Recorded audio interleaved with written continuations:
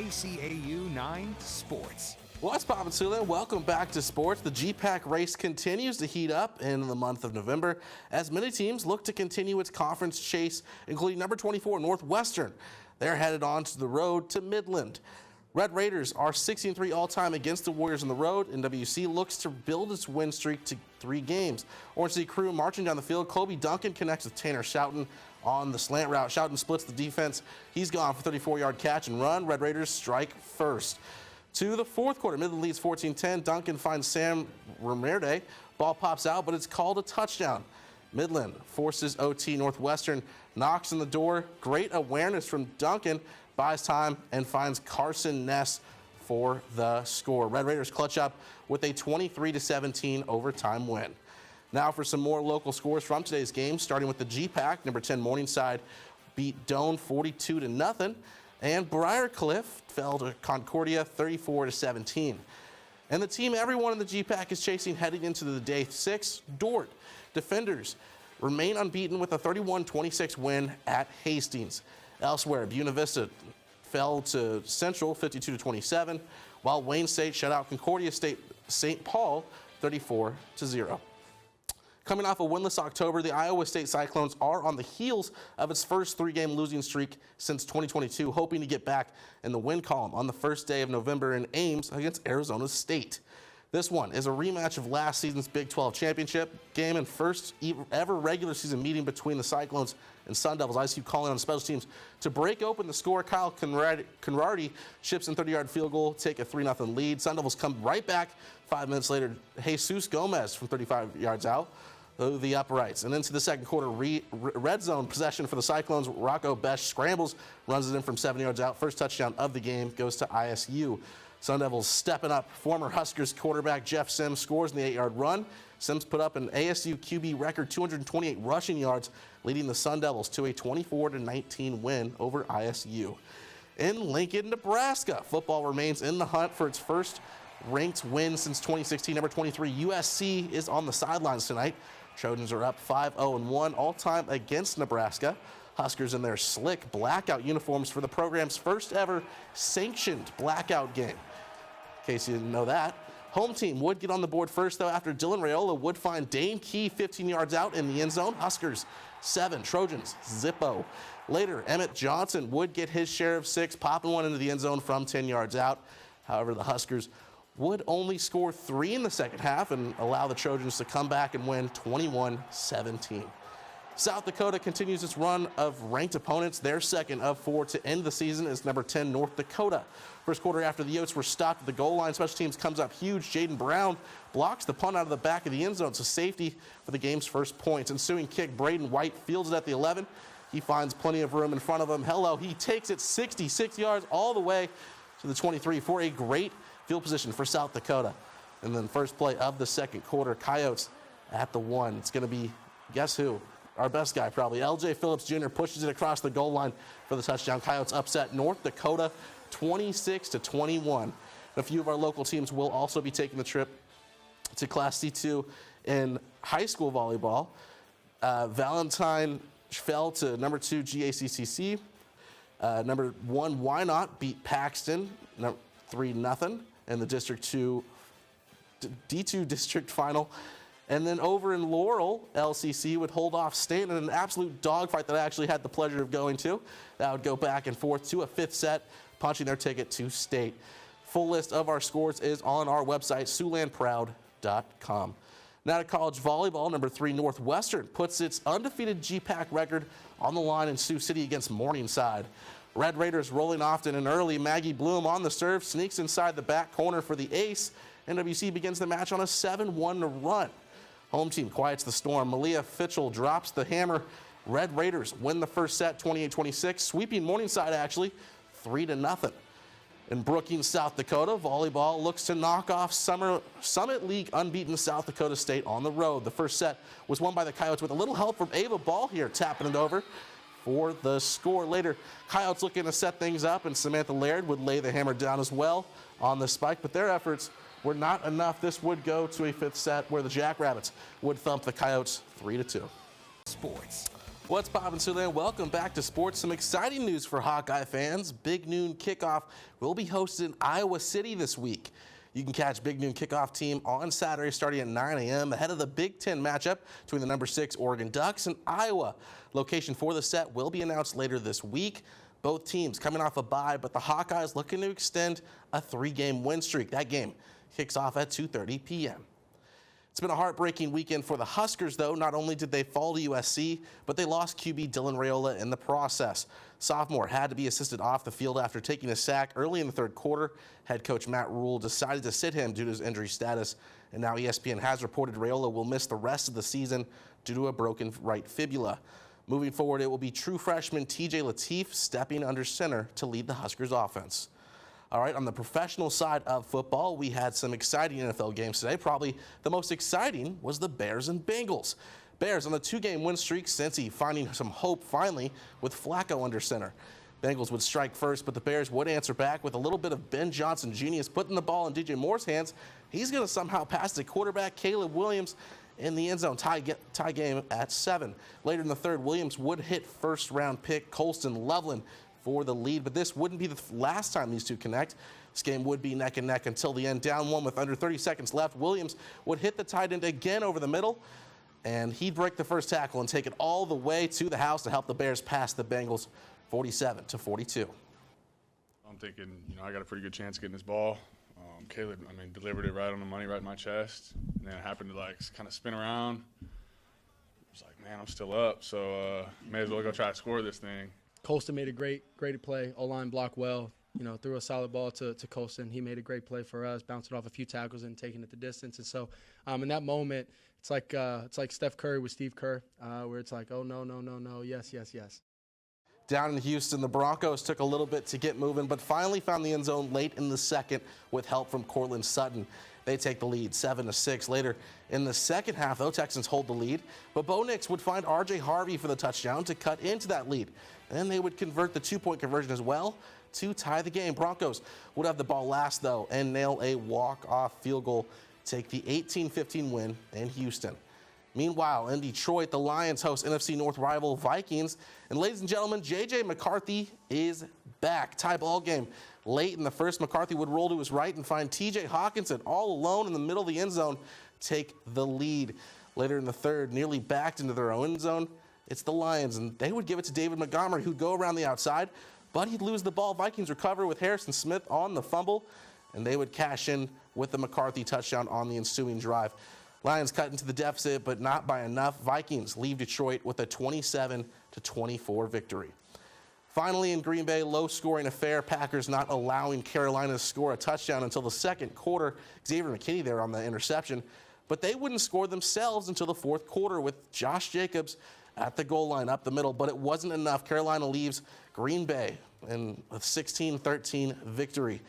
Lastly, in Buffalo, we got what seems to be the AFC Championship every year, at least a divisional matchup in the divisional round.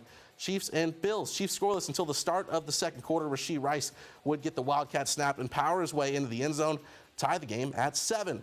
Later in the fourth, Chiefs would be down 15 and calling Kareem Hunt up the middle to cut into Buffalo's lead. Kansas City would convert the 2-point conversion, but not score again the rest of the game. Bills win 28-21 at home. Now, finally, last but not least, let's take a look at our Sports Zone top 5 plays of the week from right here in Siouxland.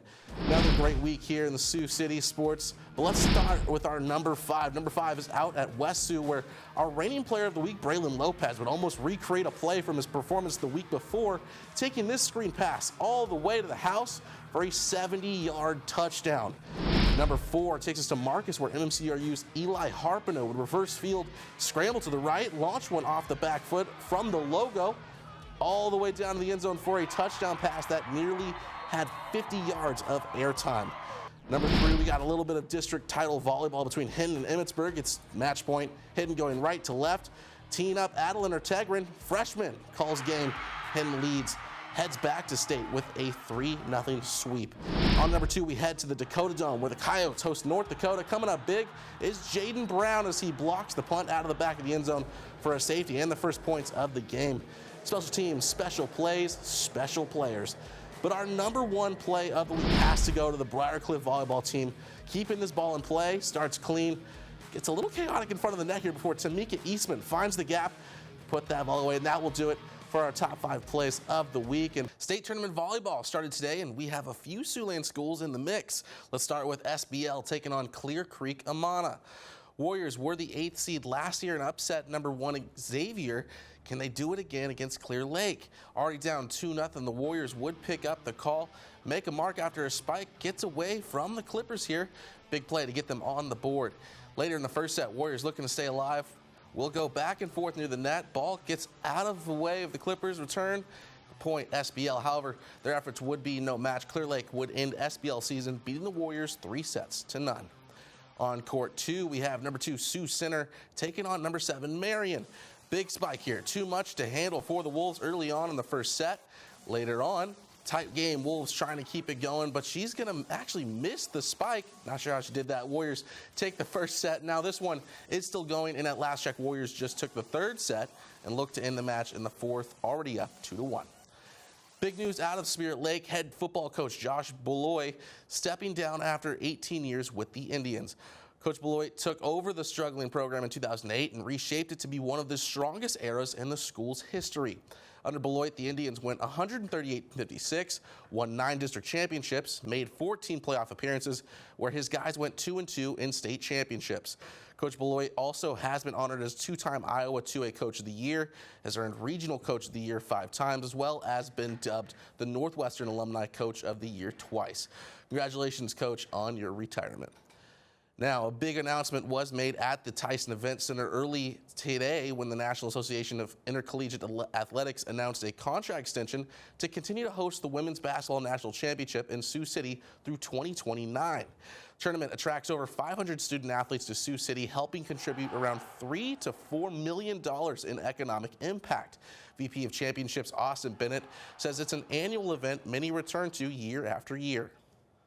We have players now that had moms that played in the tournament. I mean, the storylines like that are incredible. And, you know, people that come back now and go, yeah, I remember when I played in that tournament, and now they're a doctor or a chiropractor or you know, a really prominent business person. That's awesome. Excuse me, that was Corey Westra, but Sioux City has hosted 763 games since 1998, and the NAIA looks to add more to that number with the contract extended through 2029. Meanwhile, on the gridiron in the NAIA, we have new rankings. This week, there was no movement in the top 15, which means Dort still sits at number 6 after they beat Hastings 31-26 on Saturday. Now they come back to home to host Concordia. Morningside still rounds off top 10 after they shut out Doane 42-0. They look to host Mount Marty at 1 on Saturday. Lastly, Northwestern is on the rise again after their overtime win against Midland 23-17. They now move to number 20 and look to keep climbing, hosting Doane this weekend, looking to turn their 3-game win streak into 4. College basketball also kicked off today, and the Cyclones women's basketball team took on the University of St. Thomas. Number 14 Cyclones looking to start their season strong, having beaten the Tommies 80-47 last year. Separation started fast after a Sydney Harris 3 to put the Cyclones up 19-10. But the biggest impact came from star center Audie Crooks. Lady Shack got to work for 25 minutes in the paint. Crooks had 2 rebounds along with 20 points. Her efforts would help the Cyclones win 85-36, the largest margin in matchup history between these two teams. We got some more IGHSAU state volleyball going on today. But let's kick things off with number 1 Western Christian. This is a rematch of the 3A championship last year when Mount Vernon swept the Wolfpack in 3 sets. This year, Western Christian looking for vengeance in the first set. Ball is set up for Morgan Koyman, who knocks it back over the net and with ease, and Mount Vernon is not able to return. Wolfpack extends their lead. This wouldn't be the last time Koyman would come up big. Looking to close the first set, the sophomore would load up, fire one over the net. Too much to handle for Mount Vernon. The Wolfpack takes set 1. This one wouldn't take much longer as the Wolfpack would sweep Mount Vernon in 3 sets to advance to the state semifinals for the 25th year in a row. A little while later, number 4 Cherokee took on number 5 Humboldt. Braves were the state championship runner-ups last year, looking to go all the way this time around. Humboldt on the verge of closing the first set. Braves say not today. Both teams barely keeping the ball in play, and a powerful spike over the net keeps the set alive for Cherokee. Their efforts would fall short as Humboldt would sweep for the upset victory, 3-0 to advance to the program's first ever state semifinal. And lastly, we have 2A runner-ups from last year, Hinton taking on number 7, Regina Catholic. Things look to be on the up with a nice little tap here over the net to end the second set with Hinton up 2-0. But Regina Catholic would not go down without a fight. They would grab the second set after a huge spike here to end the second set, but that was dirt off the shoulder for the Blackhawks. Hinton got back to business in the third set, setting up this beautiful spike here towards the outside, put this one to bed. Night-night. Blackhawks move on to the next round after winning 3-1. What is the girls? After today's matches, here's a look at some games to follow. In Class 2A semifinals, number 3 Hinton is taking on number 2 Dyke New Hartford at 4:25 p.m. tomorrow. In the 3A semifinals, number 1 Western Christian will be going up against number 5 Humboldt at 2 p.m. Then finally in the 4A state semifinals, we got number 2 Sioux Center taking on number 3 Pella at 12:25 p.m. Anthony has been on the road all day today, and he will have highlights tomorrow from those games, so make sure you tune in here, see who moves on to the championships. GPAC women's soccer began the quarterfinals today, and Mount Marty made the trip over to Morningside. These two tied in the regular season, but now it's win or go home. First half, Mount Marty's Micah Maria takes a shot. Morningside's Maura Dixon gets a palm on it, and this then has to make a diving swat at the ball to keep it from going in. What a save by the senior. Moving ahead to the match, Mustangs looking to capitalize. Mia Stoffel with the open shot, but Brooklyn McNack with the diving save to keep it scoreless. Then the Lancers on the corner kick goes into Marissa Moyle with the header, but Dixon is right there for the save. This match would go to a PK shootout, and it would be the Lancers getting the win over the top-seeded Mustangs. Meanwhile, right down the street in the gymnasium, the Mustang volleyball team hosted Dort. Tie game to start the set, 3, and Morningside would get the ball rolling with the help of Adeline Harris coming from across the court, slam it down, putting Morningside on the board. But Dort would regain control, and at set point, Morningside would crumble and not be able to get it back over the net. The defenders would claim set 3. Dort would continue to dominate in the fourth and win 3-1. Then over onto the Cliff, the Chargers volleyball team hosts Dakota Wesleyan. Wesleyan already in control, up 1 set. Chargers look to fire back. That's when they set up Emma Bernelli, slam this one down and try to cut into the deficit. Later on in the Chargers trying to catch up, spike it. Wesleyan is able to return it, and the big blockers up front say, get that out of here. The Chargers' efforts were not enough, however, as Wesleyan would sweep 3-0. Final day of the IGH SAU volleyball season was underway today as both Sioux Center and Hinton remain in the hunt for the crown in Coralville, needing just one win to book a spot in history.